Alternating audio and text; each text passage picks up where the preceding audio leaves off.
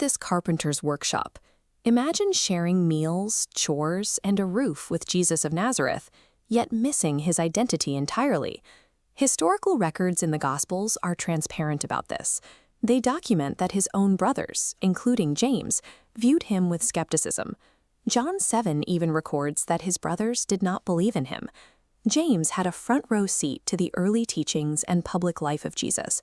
But in this case, physical closeness was not a bridge to belief. The shift occurred later. The Apostle Paul records that after the crucifixion, the resurrected Jesus made a personal appearance specifically to his doubting brother. For James, knowing someone's face was not the same as knowing their nature. After that meeting, he moved from the family margins to the center of a movement. This is the Temple Mount in Jerusalem, the epicenter where James's transition took root. Shortly after the resurrection, the former skeptic appears here as a prominent member of the early Christian community. Scholars continue to debate the power dynamics of these early years. While Peter is recognized as the foundational rock of the church, the record shows James rising quickly to a position of immense influence. By the time Paul wrote to the Galatians, he officially recognized James, alongside Peter and John, as a pillar of the church. This single line represents the early church, but a severe fracture emerged over whether Gentile converts had to follow ancient Jewish laws.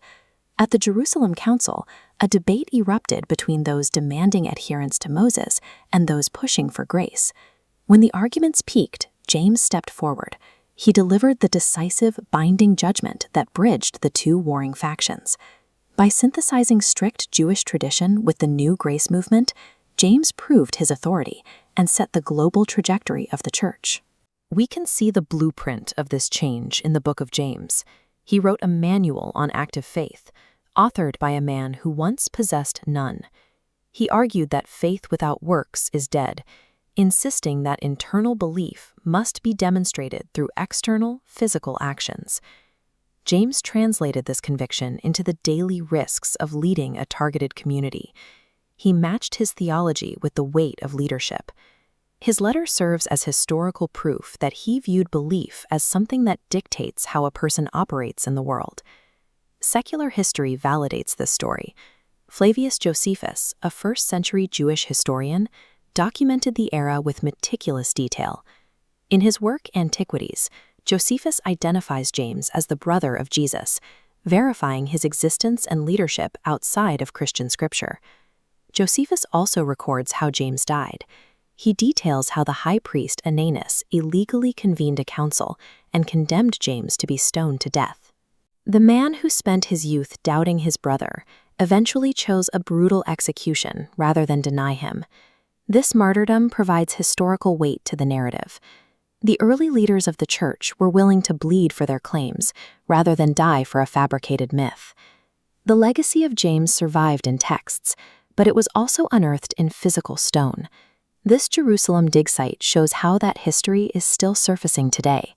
In 2002, archaeologists identified an artifact known as the James Ossuary. This first-century limestone burial box was designed to hold the human bones of the dead. This ossuary carries a specific Aramaic inscription etched into its side. Translated, it reads, "James, son of Joseph, brother of Jesus."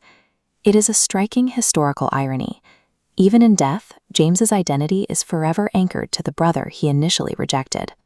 This legacy was not carved by someone who merely knew the story of Jesus, but by a man who moved from the safety of skepticism to the finality of the grave.